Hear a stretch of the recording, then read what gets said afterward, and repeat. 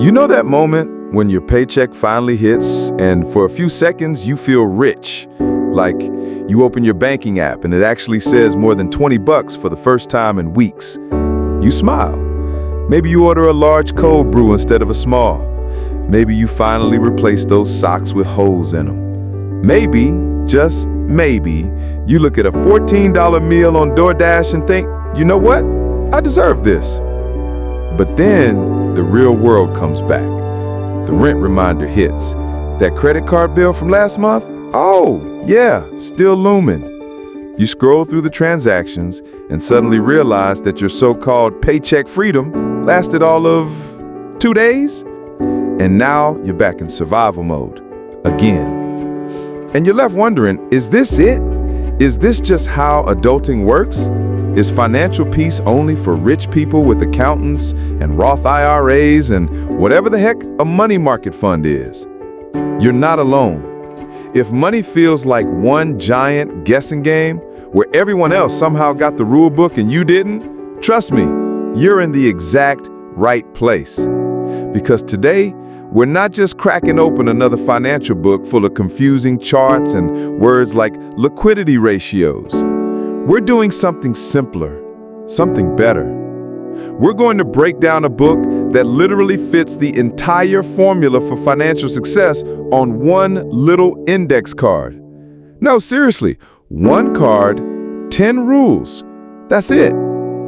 The book is called The Index Card by Helaine Olen and Pollack. And it's all about this wild idea that the best personal finance advice isn't hidden in some 400-page finance book. It's not in some $3,000 online course from a wealth coach. It's actually super simple. So simple, in fact, it could be scribbled on a 3x5 card and still work better than 99% of what the finance world is trying to sell you. And get this, the story behind this book didn't even start in a publishing house. It started with a joke. Pollack, a public health professor, once casually mentioned in an interview that everything you really need to know about managing your money could fit on an index card. Someone called his bluff. So he grabbed a Sharpie, wrote down 10 simple rules, snapped a picture, and uploaded it. It went viral, like full-blown internet wildfire viral, because people looked at those 10 lines and thought, wait, is that all it takes? This is what no one ever taught me? And that's exactly the problem. No one teaches us this stuff. Not in school, not in college, not even in the workplace. You can graduate with honors and still not know how to open a 401k or avoid paying 28% interest on a Target card you forgot about. So here's the deal. I'm going to walk you through those 10 simple rules, but not in a listy, boring way. This isn't a PowerPoint. This is a conversation. Like you and I are on a walk, iced coffee in hand, and you just said, okay, no, seriously, how do I stop being broke? And I said, all right, let's go. Because rule number 1 on the index card, the one right at the top, the one that everything else leans on, is simple. Strive to save 10 to 20% of your income. Now, I know what you're thinking. That sounds great, but I can barely cover my bills. You want me to just magically save 20%? Fair. But here's where this gets real. This rule isn't about being perfect. It's not saying you must save a fifth of every paycheck or you're a failure. What it's really saying is, pay yourself first. Think about it like this. If every single dollar that hits your bank account is already mentally spent before it even arrives, you'll never build wealth. Never. Because you're always in reaction mode. You get paid, you spend. You hope there's something left. Spoiler alert, there never is. But what if you flip the script? What if the very first thing you did with every paycheck was take a slice and hide it, like a squirrel burying acorns for winter? That's what saving 10 to 20% really means. It means future you becomes your first bill. Even if that 10% starts as 3% or 5%, the habit is what matters. Because if you get used to setting that money aside automatically, like truly automatic, no thinking required, you'll start to adapt your lifestyle around what's left. And honestly, you probably won't even miss it after a while. Now, let me make this super real. Let's say you make $50,000 a year. 10% of that is $5,000. That's about $417 a month. Sounds like a lot? Maybe. But now imagine you started with just $100 a month. That's $25 a week, about the cost of 2 lunch deliveries or 3 iced coffees. That's your beginning. No shame, no guilt, just progress. And here's the deal. This money isn't for emergencies. It's not for vacations. It's not for Christmas shopping. It's for building wealth. It's for giving yourself options in the future. That savings account, that's your way out. Out of bad jobs, out of bad relationships, out of financial panic. Because when you've got money set aside, you don't just buy stuff, you buy freedom. All right, now let's build on that. Because rule number 2 is directly tied to rule number 1, and it's just as important.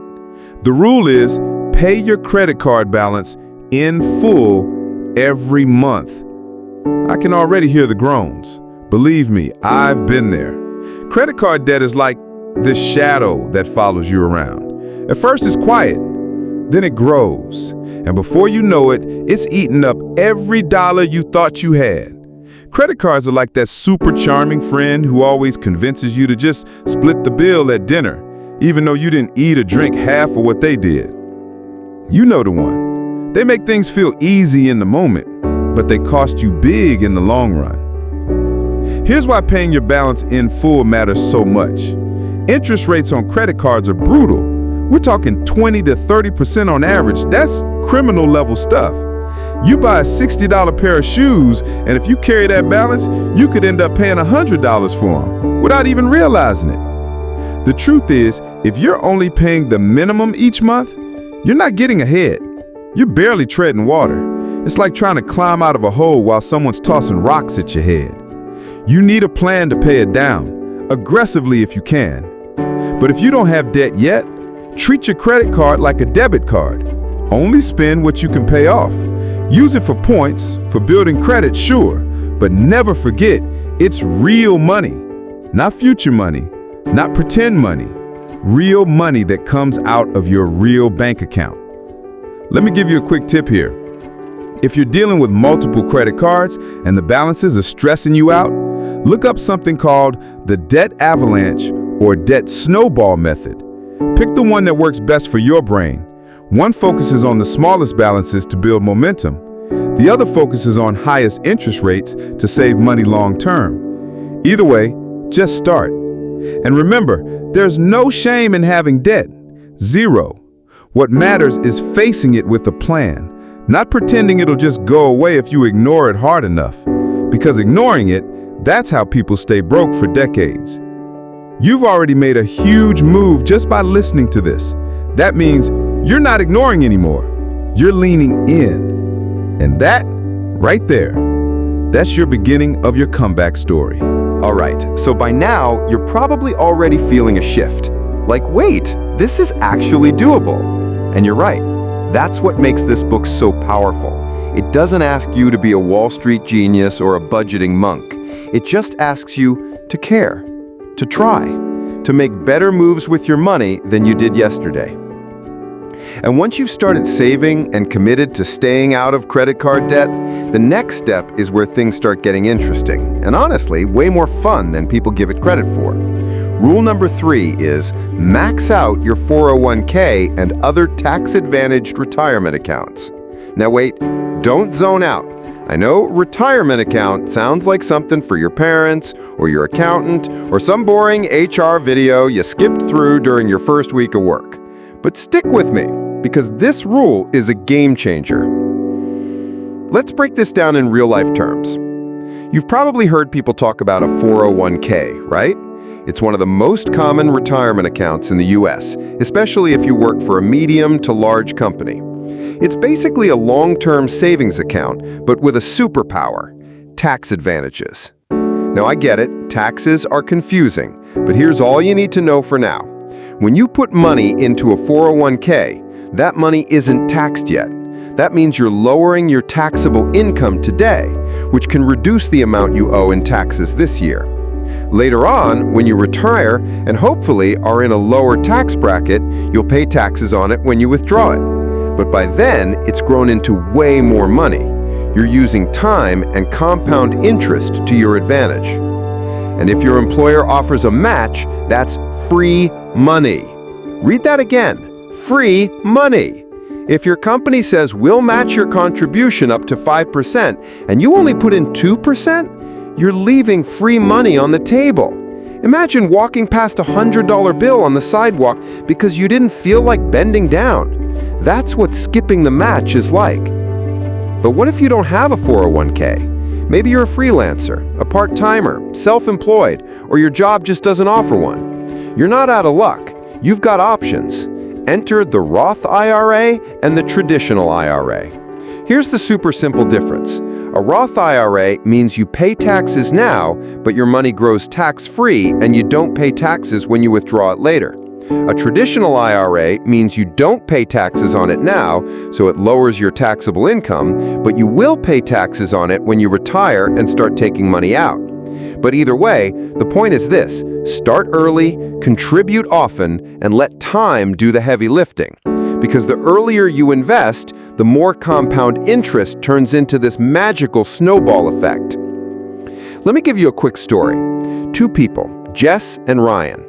Jess starts investing $200 per month at age 25 and stops at 35, just 10 years. Ryan starts at 35 and keeps going until he's 65, 30 years. Guess who ends up with more money at retirement? Jess! Why?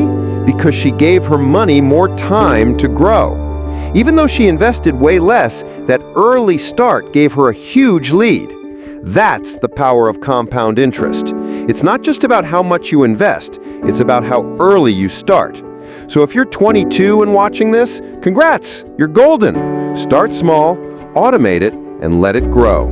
If you're 35 or 40 or 50, don't panic. It's never too late. The best time to plant a tree was 20 years ago. The second best time? Today. Now, if you're thinking, okay, great, but I don't have hundreds to throw into retirement right now, that's okay too. The point isn't perfection, it's momentum. Even $50 a month can turn into thousands down the line. And the earlier you start, the more each dollar works for you. And don't get caught up in trying to pick the perfect fund or chase the hottest stock. That brings us right to rule number 4. Invest in low-cost index funds. This one is huge. Like, this alone could make you wealthy huge. So what's an index fund? It's basically a big basket of stocks designed to mirror the overall market, like the S&P 500, which includes 500 of the biggest companies in America. Apple, Microsoft, Coca-Cola, Amazon, they're all in there.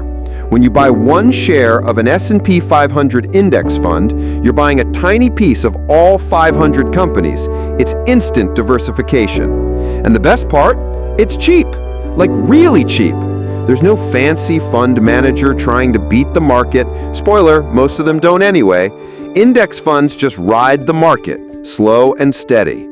And over time, the market wins. Historically, the S&P 500 has returned about 7 to 10% annually after inflation. That's massive. Now here's why this matters.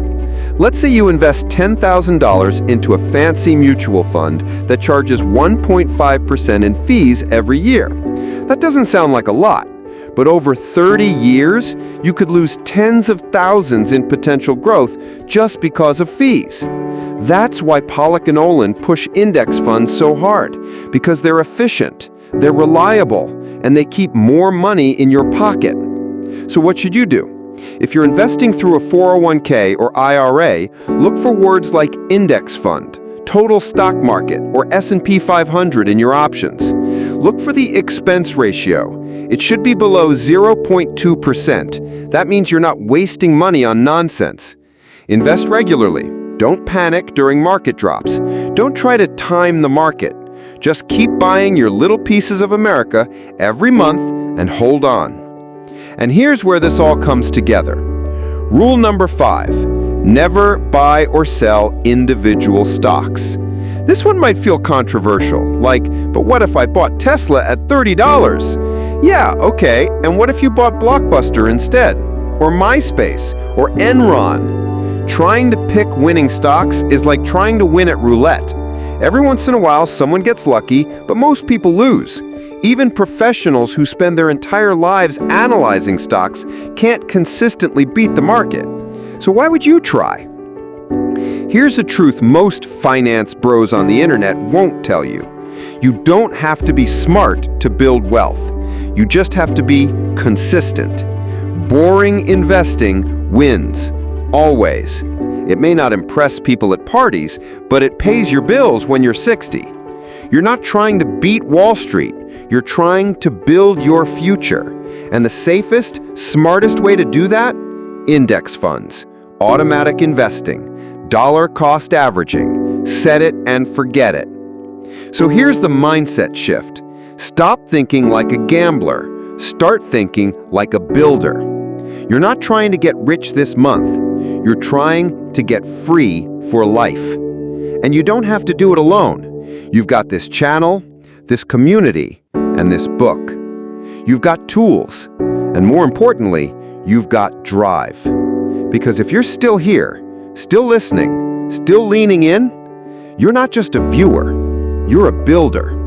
You're building wealth. You're building peace. You're building a life where you don't have to hope everything works out. You're planning for it. And that's power. So, we've talked about saving, we've talked about investing, we've talked about how boring strategies actually win the wealth game. And maybe now you're starting to feel something you haven't felt in a while when it comes to money. A little bit of control, a little peace. Like maybe this whole getting your finances together thing isn't just for people who wear suits and drink green smoothies before work. But let's get real for a second. Life still happens. And it happens hard. Your car breaks down in the middle of a road trip. Your job suddenly downsizes. Someone you love gets sick. You get a random $900 dental bill that makes you scream into your pillow. Life doesn't care how well you've budgeted. It just hits. And that's where the next rule from the index card comes in. And honestly, it might be the most grown-up thing we talk about today. Rule number 6. Make sure you're properly insured. Yeah, I know, insurance. The word alone makes your eyes glaze over, right? It sounds boring, expensive, and way too adult for a Tuesday afternoon. But hear me out, because this rule isn't about being scared. It's about being smart. Here's how to think of it. Insurance is not about betting against yourself. It's not about assuming the worst will happen.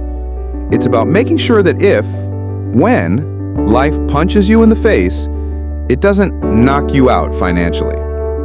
Let's start with health insurance. This one's non-negotiable in America. One medical emergency, even something as simple as a broken arm, can cost thousands without insurance. A hospital stay? Tens of thousands. You do not want to be part of that GoFundMe crowd trying to pay for emergency surgery. If you've got coverage through your job, great. If not, go through the ACA marketplace and find a plan. Even a high deductible plan is better than nothing. Anything that keeps you from getting completely wiped out. Then, there's renter's insurance. If you're living in an apartment, especially one with roommates, this is your secret weapon. It's usually dirt cheap, like $10 to $20 a month, but if there's a fire or a flood, or someone breaks in and steals your laptop, it's the thing that saves your butt. Renter's insurance covers your stuff and gives you peace of mind. Next, auto insurance. If you drive, you probably already have this because it's required. But are you actually covered well? Do you have collision and comprehensive coverage, or just the bare minimum? If your car is worth anything, it's worth checking. Also, know your deductible. If it's too high, can you realistically cover it in an emergency? If it's too low, are you paying more every month than you need to? Review your policy once a year. It matters. And we can't forget life insurance, especially if anyone depends on you financially. Got a partner, kids, or aging parents you help support? You need term life insurance. Not whole life, not universal, not the weird stuff that salespeople push on you. Just straight up term life, coverage for a specific period with no bells and whistles. It's cheap, it's simple, and it protects your people if the worst happens. There's also disability insurance, super underrated, because statistically, you're more likely to become temporarily disabled than you are to die young. What happens if you can't work for 6 months? Disability coverage fills that gap. Some jobs offer it, but if yours doesn't, it's worth looking into a private policy. The bottom line is, you don't buy insurance because you're paranoid. You buy it because you love your future self. You buy it because you've worked too damn hard to lose everything over one unexpected moment. Now, let's pivot. Because once you've protected yourself, you're in a position to focus on something even more exciting: opportunity. That brings us to rule number 7. Do what you can to support the social safety net. This is one of those rules that's less about dollars and more about values. It's about remembering that money isn't just a solo journey. It's not just you versus the world. It's you in the world. And that means recognizing how systems like Social Security, Medicare, public schools, even basic infrastructure create stability that benefits everyone. You, your family, your neighbors, and people you'll never meet. Now look, this doesn't mean you have to agree with every government policy. It doesn't mean you can't be frustrated with taxes or bureaucracy or broken systems. But the core idea here is that none of us makes it alone. And if you've ever used a student loan, gotten unemployment, driven on a public road, or walked into an ER without cash up front, guess what? You've benefited from a safety net. So, this rule is a call to stay engaged, to vote, to support policies that protect working people, to care about what happens to the kid down the street, or the single mom 2 blocks over, or the laid-off factory worker across the state. Because here's the truth that wealthy people already know. Wealth is easier to build in a stable society. When the floor is solid, when people aren't getting crushed by medical bills or drowning in poverty, everyone can rise higher, including you. This is the part of the book where money stops being just personal and becomes powerful, collective, transformative. It's where you realize that your financial choices can ripple out, that saving money isn't selfish, that building wealth isn't greedy, that helping others helps you too. And that leads to a shift in energy, something I think a lot of people never hear enough. You are allowed to be wealthy. You don't have to feel guilty about wanting security, about wanting freedom, about waking up in the morning and not stress about gas prices or rent hikes or surprise bills. Wealth doesn't make you a bad person. It makes you a more stable person, which often makes you more generous, more calm, and more available to help others. So yeah, support the social safety net, but also build your own. Stack your cash, grow your accounts, buy your freedom. Because when you're not stuck in survival mode, you're finally free to think bigger, dream bigger, give more, create more. And that is what money is really for. Not just survival, expansion. We're not done yet, not even close. But already, you've started rewriting the story of your finances, one step at a time, one idea at a time. And if that version of you, the one who feels calm, confident, and clear with money, still feels far away, don't stress. Because every step you take today brings them closer. You ever look at your bank account and think, where did it all go? Like, you didn't buy a Peloton. You didn't take some wild Vegas trip. And yet, your balance is suspiciously low, again. And then you look at the transactions and it's like $3.99 here, $14.25 there, a $6 app you forgot you subscribed to a year ago, a $9.99 charge from some random service you don't even remember signing up for. And suddenly you're like, oh, so this is how they get us. That, my friend, is the fee trap. And it brings us straight into rule number 8, avoid high-fee investment advisors. Now this rule, it's sneaky, Because fees sound small. You look at an investment that charges 1% or even 1.5% a year and think, that's nothing. I pay more for Netflix. But here's the catch. When it comes to money, especially long-term investments, fees eat like termites. Let's say you've got $100,000 invested for retirement. If it grows at 7% annually, pretty normal for an index fund, that'll become around $760,000 in 30 years. But if you're paying a 1.5% fee on that portfolio every year, you'll lose around $300,000 to fees. $300,000! Just gone. For what? A few meetings and some jargon?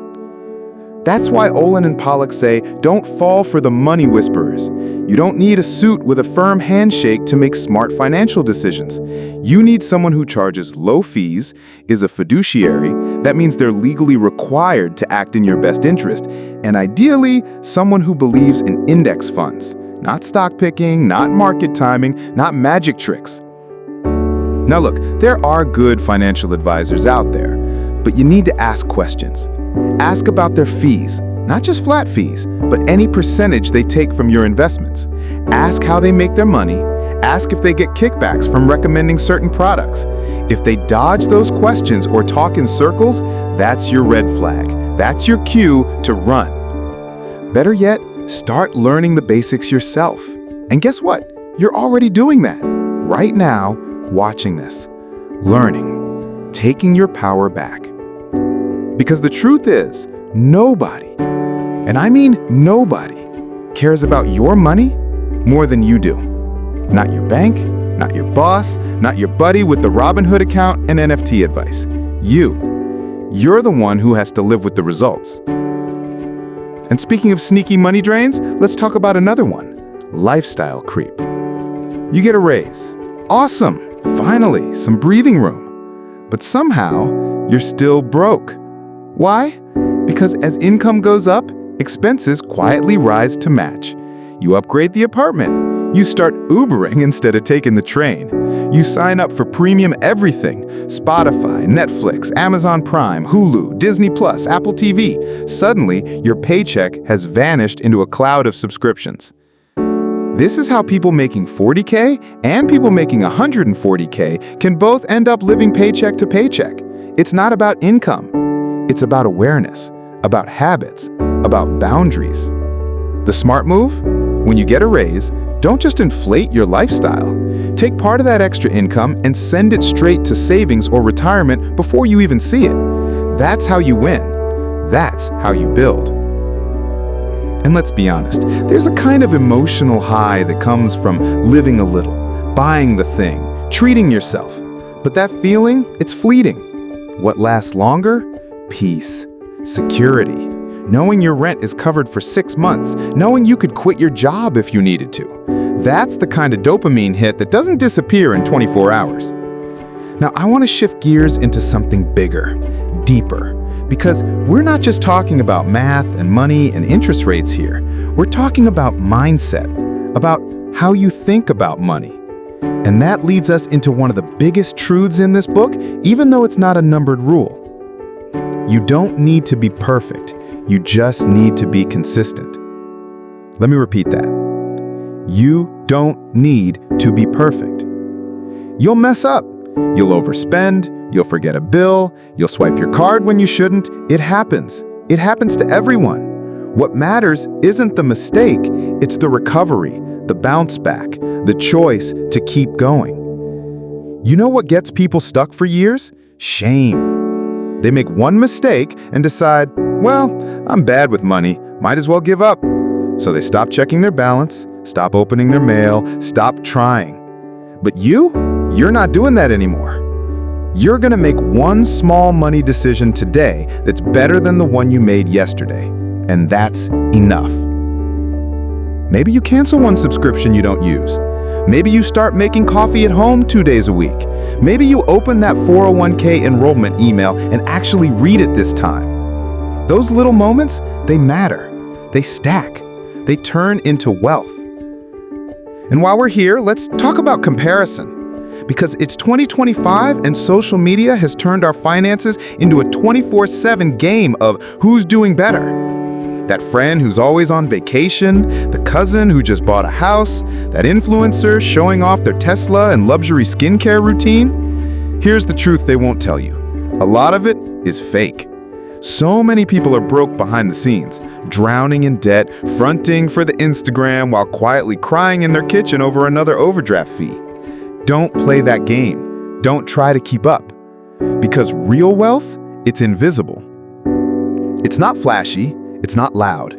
It's that quiet confidence of knowing you're okay, even if no one else sees it.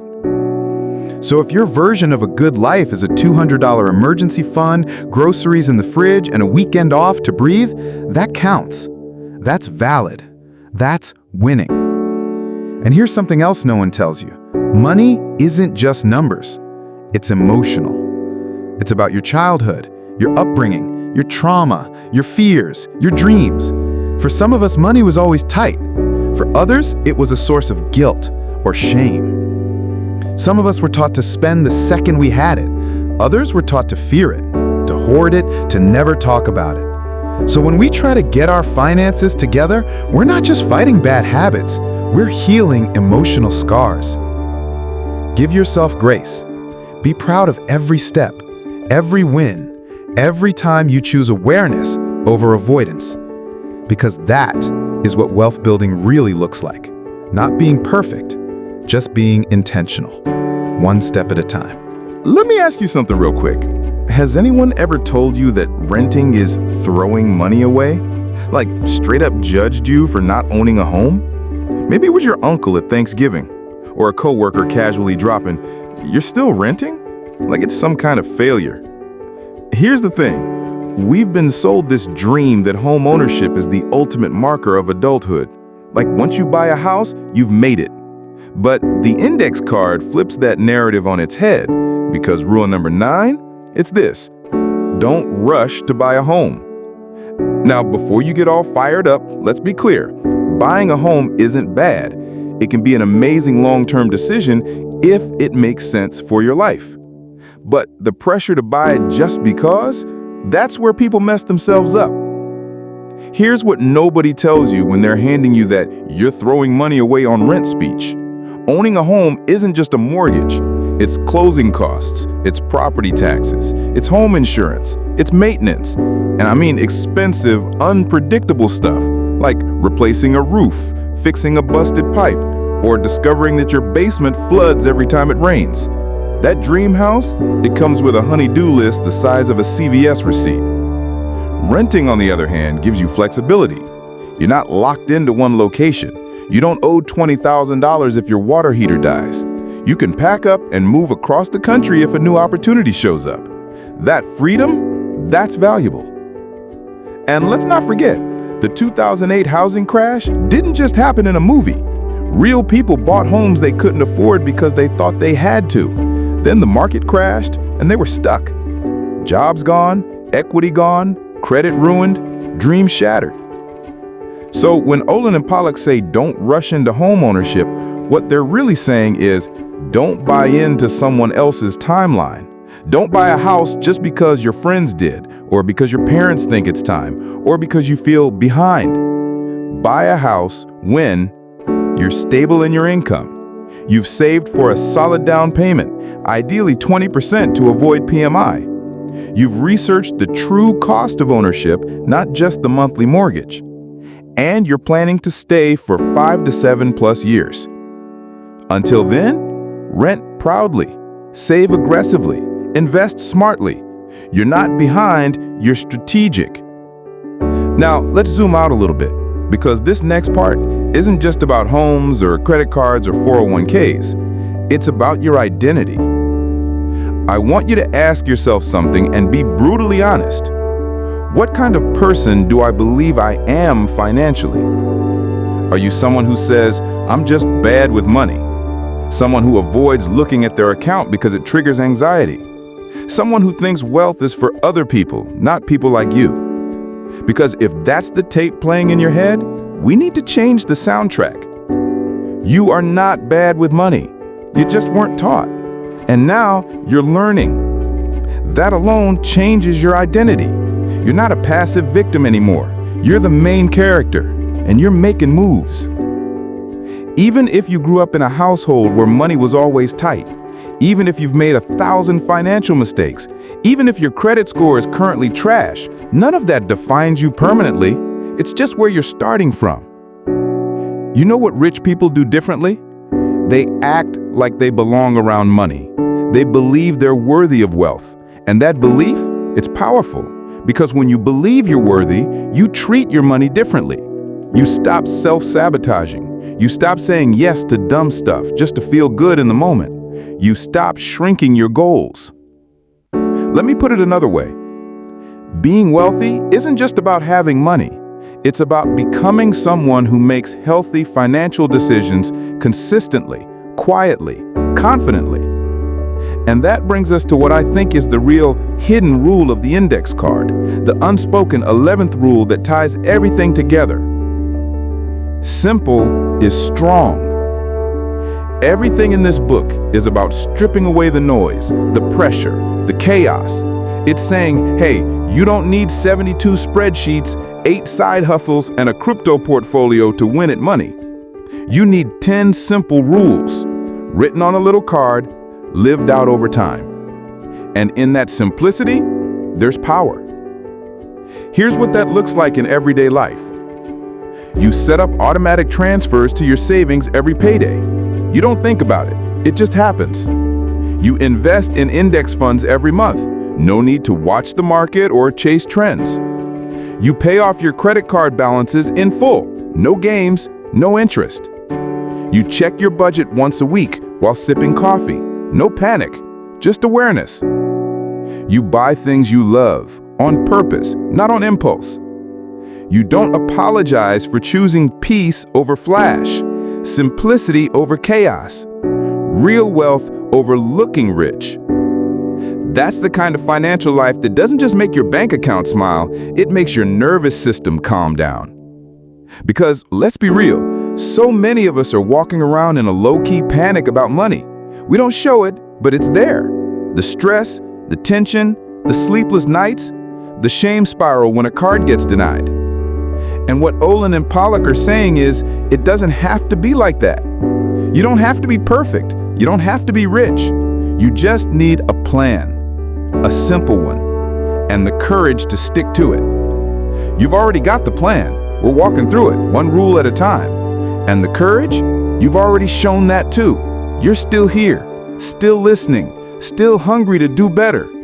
That means you're not just learning finance, you're rewriting your entire money story. You're building a future your past self didn't even think was possible. You're becoming the kind of person who doesn't just survive financially, you thrive. And here's the best part. That transformation, it doesn't start next year, it starts today. Let's talk about one of the most awkward, confusing, emotionally charged parts of money, and probably the least discussed: how money affects your relationships. Seriously, you ever tried to split a dinner bill with friends and suddenly it's like you're negotiating world peace? One person says, let's just split it evenly, but you only got a salad and water because you're watching both your carbs and your budget. Another one says, I forgot my card, can someone Venmo me later? And suddenly you're covering the bill and wondering if you're ever getting that $28 back. Or you're dating someone and things are going great until money comes up. Maybe you're saving aggressively and they're living like money grows on brunch trees. Or maybe they grew up with a lot and you didn't, and now every financial decision feels like a culture clash. It gets tense fast. And family? Oh man, that's a whole other beast. Try telling your mom no when she asks to borrow money again, not because you don't care, but because you literally can't afford it, and just see how that conversation goes. But the index card reminds us that understanding money isn't just about dollars and cents. It's about boundaries. Emotional, psychological, relational boundaries. Because if you don't set them, money will absolutely mess with your peace. So let's unpack that. First, there's money and romantic relationships. If you're in a serious relationship, married, engaged, living together, or even just we've been talking for a minute, you need to talk about money. Not just once, regularly, consistently, without shame, without games. Because if you're financially mismatched, even a great love story can turn into a stressful roommate situation. Here's what that conversation might include.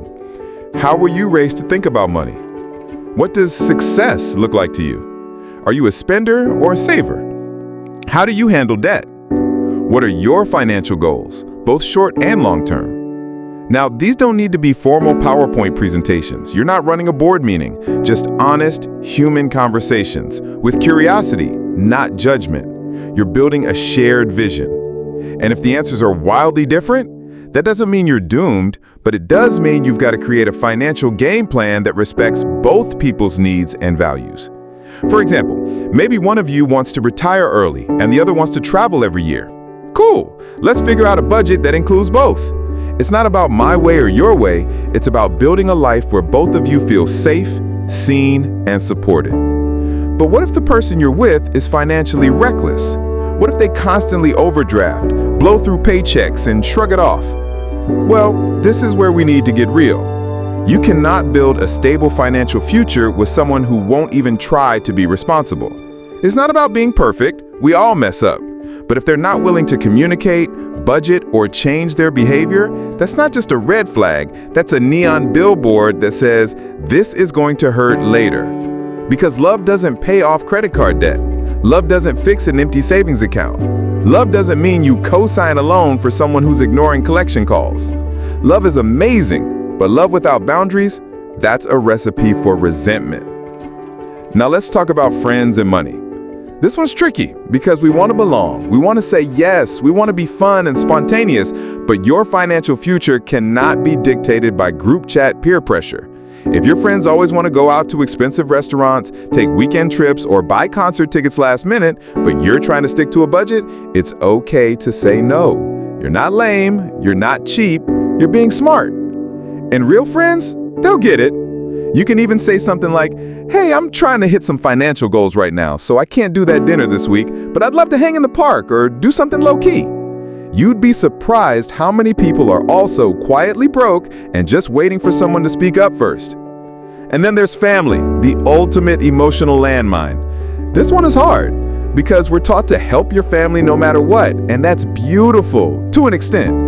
But what happens when your cousin keeps asking for money again, or your sibling borrows and never repays, or your parents expect you to step in financially even if you're barely scraping by yourself? This is where the phrase, put your oxygen mask on first, really matters. You can't help anyone if you're drowning. So here's a rule to live by. Give without expectations, or don't give at all. If you decide to help someone financially, do it because you can and because you want to, not because you feel trapped or manipulated. And never give money you can't afford to lose. It's okay, totally okay, to say no. Kindly, lovingly, firmly.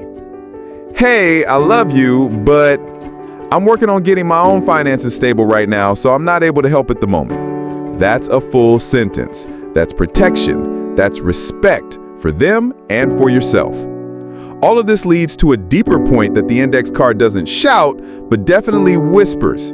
Your money boundaries are an extension of your self-worth. Read that again. When you respect your money, you're not being cold, you're being clear.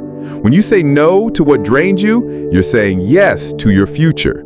When you ask questions, even dumb ones, you're saying, I deserve to understand how this works. Because you do. You deserve peace. You deserve clarity. You deserve options. And that brings us to something we don't talk about enough: financial abuse. Maybe someone controls all the money in your relationship. Maybe they track your spending in a scary way. Maybe they've convinced you you're bad with money, so you stay dependent on them. That's not discipline, that's control. And if that's your reality, hear me loud and clear. You are not crazy, you are not lazy, you are not alone. There are resources, there's help, there's a way out. Start small, start secretly if you have to. Open your own bank account, stash a little cash, call a hotline, talk to a friend, Google financial abuse and read the stories. You'll see yourself and you'll start to see a path forward. Because you are allowed to have your own money. You are allowed to feel safe, and you are allowed to break free. So yeah, money isn't just math. it's relationships, it's psychology, it's boundaries. And the more you build emotional intelligence around money, the more peace and power you'll feel in every area of your life. Because you know what's better than a fat savings account? A life that's fully yours. Okay, quick gut check. What do you feel when you hear the word taxes? Mild confusion, slight nausea, the sudden urge to take a nap? You're not alone. For most Americans, taxes are this hazy cloud of forms, fear, and last-minute Googling in April. It feels overwhelming, like something only accountants and IRS agents understand. But the index card makes it clear. You don't need to be a tax expert to be tax smart. So let's demystify it once and for all. First of all, no, you're not getting scammed. The US tax system isn't out to get you. Is it complicated? Absolutely. But most of the time, the anxiety comes from not knowing, not from what you actually owe. So let's break down a few core truths in plain English. Truth number one, your income tax is probably lower than you think. People love to freak out about being in the 22% bracket or losing half their paycheck to taxes. But that's not how it works. The US tax system is progressive, which means different parts of your income are taxed at different rates. If you're in the 22% bracket, that doesn't mean all your income gets taxed at 22%, just the portion above the threshold. So yeah, if you're making $60K or $80K a year, your effective tax rate, the average rate you're actually paying, is usually more like 10 to 15%, not 30% like TikTok guy keeps screaming about. Truth number two, you can lower your tax bill by saving for retirement. This is one of the most powerful tools in your arsenal. If you contribute to a traditional 401k or a traditional IRA, that money is taken out before taxes, which means you're taxed on a smaller income. It's like getting rewarded for investing in your own future. Let's say you make $60K a year, and you contribute $6,000 to your 401k. The IRS sees your taxable income as $54K. That can shave hundreds off your tax bill, and you're still keeping the money. It's just in your retirement account. Magic? No, just smart. Truth number three, Roth accounts don't give you a break now, but they save you later. If you put money in a Roth IRA or a Roth 401k, you're paying taxes now. But when you take it out in retirement, it's all yours. No taxes. Not a cent. That's huge, especially if you expect to be in a higher tax bracket later in life. That tax-free growth, that's the kind of long-term win that quietly turns people into millionaires. Now, let's talk deductions and credits. Do you need to memorize every tax loophole to win at money? Nope. But here's what you should know. If you're self-employed, you can deduct business expenses, like your laptop, software, part of your phone bill, maybe even a home office. If you have student loans, you might qualify for an interest deduction. If you have kids, there are tons of credits available. Childcare, child tax credit, education credits. And if you're low to middle income, the Earned Income Tax Credit, or EITC, can seriously boost your refund. The trick? Don't wait until April to scramble. Use a free tax software like TurboTax or Cash App Taxes. Or better yet, hire a tax pro once your finances get more complicated. It's not cheating. It's investing in accuracy and peace of mind. But here's the deeper point. Being tax savvy isn't about being sneaky. It's about being aware. Because when you understand how taxes work, even just the basics, you stop being scared of the system. And once you stop being scared, you can start planning. And that's how you start playing the game like the rich do. Now let's pivot from taxes to something a little more emotional: lifestyle upgrades. We touched on this in an earlier part, but now we're going full deep dive, because this is where many people, especially first-generation wealth builders, start to slip. Here's the scenario. You start making more money. Your side hustle takes off. You get promoted. Suddenly, you've got some breathing room. You're not scraping by anymore. So what do? You get a nicer apartment. You upgrade your car. You start shopping at Whole Foods instead of Walmart. You stop checking prices. You feel rich for the first time ever. And honestly, that's okay. For a little while, it feels like healing. You're taking care of yourself. You're celebrating your growth. You should feel proud. But here's where things get tricky. Because if every raise you get leads to a new monthly bill, guess what? You're still broke. You're just broke at a higher level. That's called lifestyle inflation, and it's the single biggest reason why people who earn six figures still feel like they're drowning. It's not about income, it's about structure. The best time to build wealth? Right after your income goes up, before your lifestyle catches up. That window, that magical 3 to 6 months where you're still living like before but earning more, that's your golden hour. That's when you automate your savings, increase your 401k contribution, pay down that high-interest debt, invest in a Roth IRA, set up a vacation fund, build your cushion. Because once that money becomes your normal, it's so much harder to pull it back. And listen, you're allowed to enjoy your money. Treat yourself, celebrate, get the good oat milk. Just don't let the upgrades eat your entire future. Here's a fun little rule of thumb from the index card mindset. For every lifestyle upgrade you make an upgrade to your savings too. Get a nicer apartment? Cool. Also increase your monthly investments. Buy the fancier car? Okay. Also add to your emergency fund. That way, you're not just leveling up on the outside, you're leveling up on the inside too.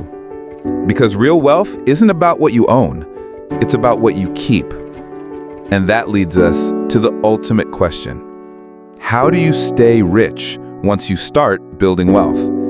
The answer is so simple it almost sounds like a joke. You stay rich by staying boring. You automate your savings. You invest in index funds. You max out your Roth IRA every year. You track your spending once a week. You live on less than you make. You avoid lifestyle traps. You keep your taxes clean. You do that for 10, 20, 30 years. You wake up one day and you're financially free. That's not a fantasy. That's math. That's habit.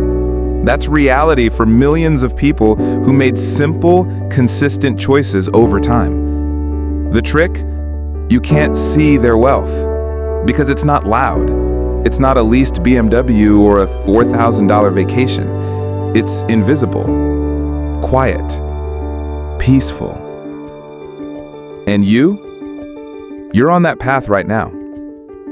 Maybe your account balance still feels small. Maybe you're still paying off debt. Maybe you still feel like a beginner. That's okay. Every millionaire was once broke.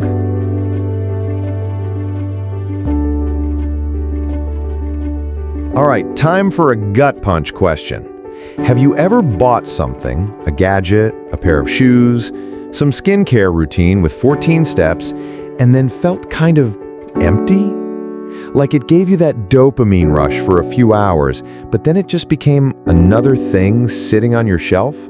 And maybe your credit card balance went up, but your happiness didn't? Yeah, been there. A lot. And that brings us to one of the most overlooked realities of modern life. We are all being marketed to constantly. Not just during commercials, not just on Instagram, all the time. Our feeds, our emails, our TVs, even our conversations are shaped by one big message. Buy something and you'll feel better. That's the core of consumer culture. It's not just about spending, it's about emotional manipulation, about making you feel like you're not enough unless you own certain things. And honestly, it works. Because it's not your logic they're going after, it's your insecurity.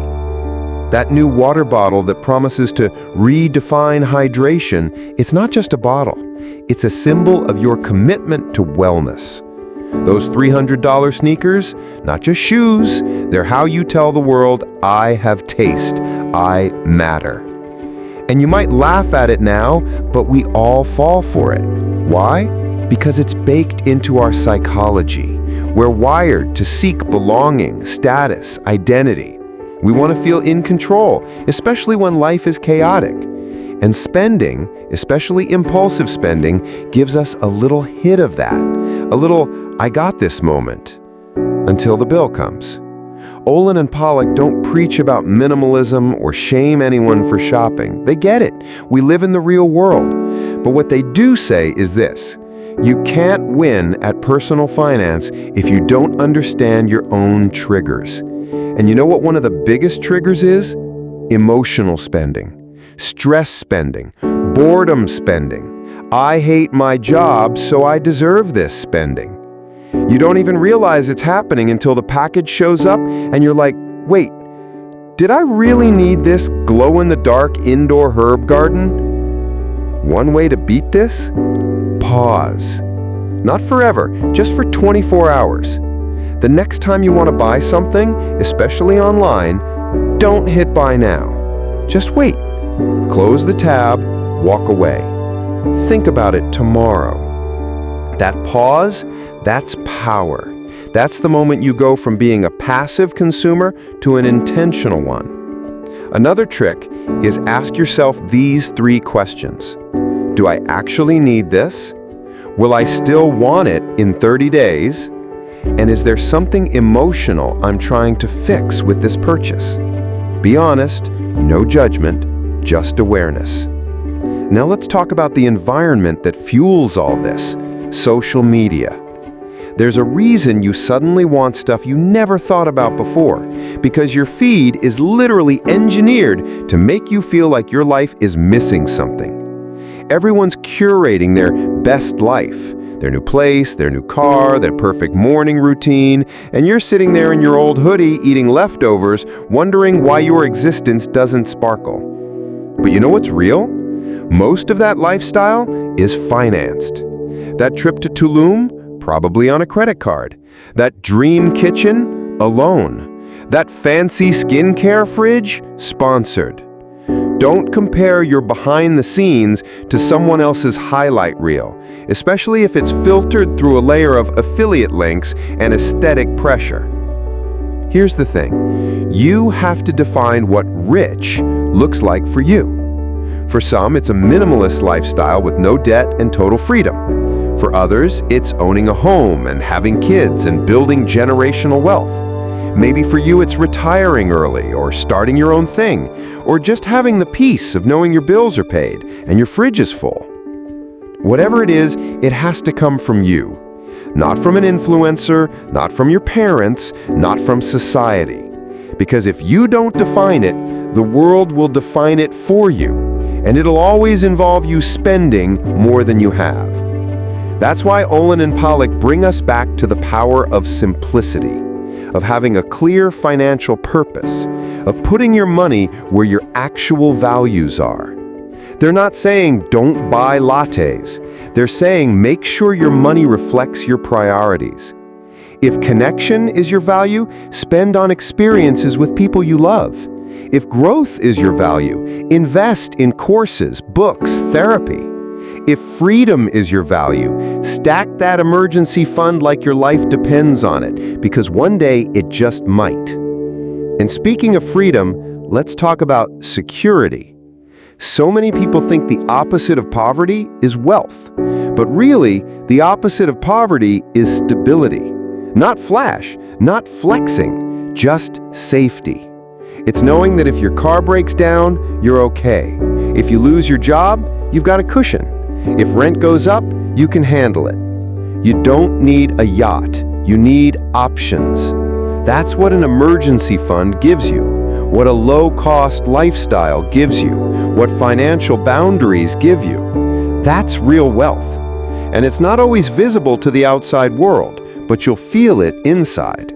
When you get that unexpected bill and don't freak out, that's wealth. When payday hits and you're not already in the red, that's wealth. When you say no to something because it doesn't align with your values, that's wealth.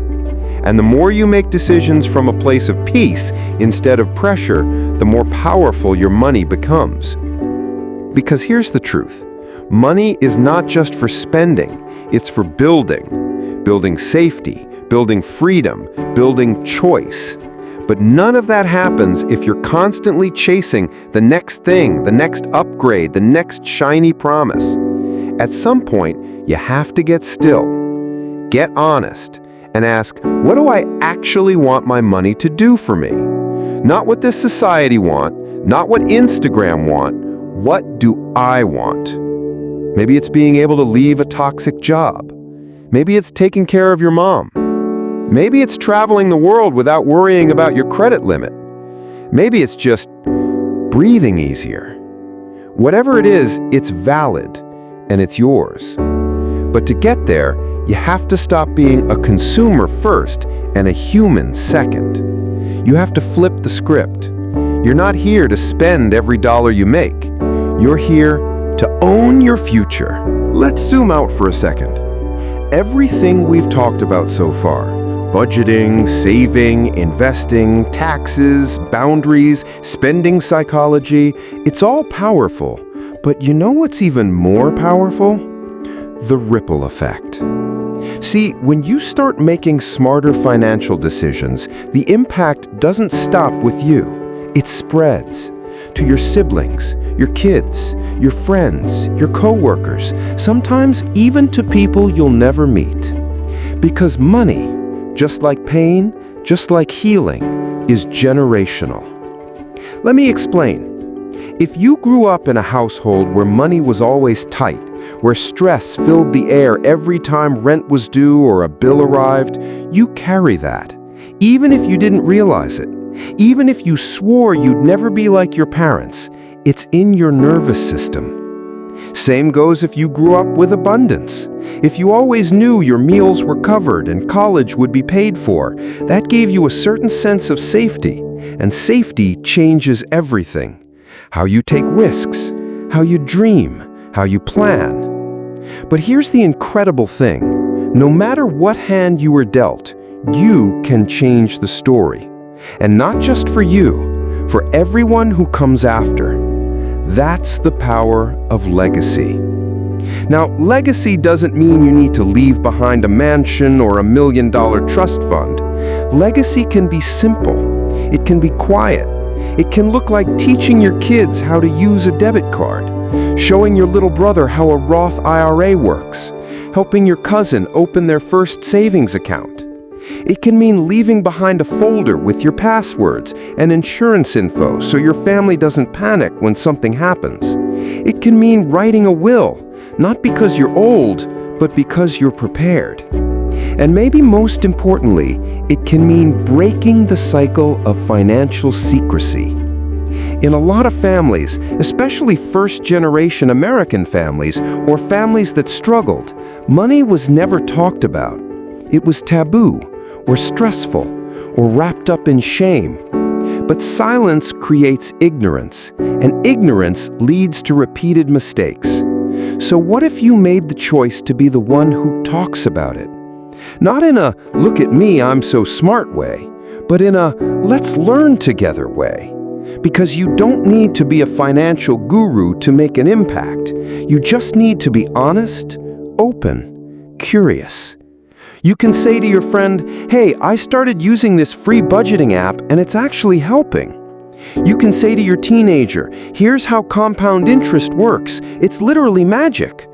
You can say to your partner, I want us to feel safe with money. Can we build a plan together? That's legacy. And you know what else is legacy? Community wealth.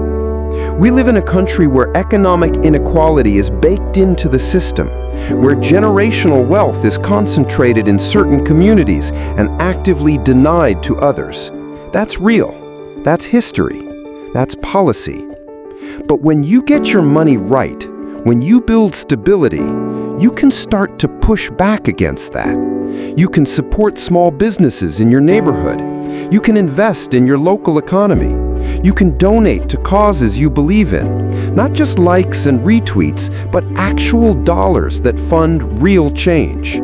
You can offer a friend a loan with no interest, not to trap them, but to free them. You can mentor someone. You can create opportunities. You can be the reason someone else gets their start. Because money, when used wisely, becomes a tool for justice. It becomes a way to say, I've got you. We're in this together. Let's rise together. And this doesn't mean you have to give away everything. It just means that once your own oxygen mask is on, you can help others breathe too. Now, let's get real for a second. This stuff, it's hard. It's emotional. It's not just numbers on a spreadsheet. It's trauma. It's culture. It's family. It's all the invisible scripts we carry on our heads, the ones that whisper, you'll never have enough, or people like you don't get rich. But here's the truth. The moment you start paying attention to your money, really paying attention, you are rewriting those scripts. You are choosing power over fear, clarity over confusion, purpose over shame. And yeah, you'll mess up sometimes. You'll overspend, you'll forget a due date, you'll panic when the market dips. That's okay. Mistakes are part of the journey. What matters is that you keep coming back, keep learning, keep adjusting. Because this isn't about being perfect. It's about being present. About saying, I'm going to face my money instead of hiding from it. I'm going to ask questions even if I feel dumb. I'm going to teach what I know, even if I'm still learning myself. I'm going to build something solid, not just for me, but for the people I love. Because here's what no one tells you. Financial literacy is one of the most loving things you can give your family. More than gifts, more than vacations, more than anything, financial literacy sets people free. Free from fear, free from dependency, free to chase their dreams without worrying if their card will get declined. And the beautiful thing is, you don't need to be wealthy to pass that on. You just need to start. One decision, one conversation, one step at a time. That's how you build a legacy. That's how you become the one who changes everything. So let's take a breath. Seriously, right now. Inhale deep. Exhale slow.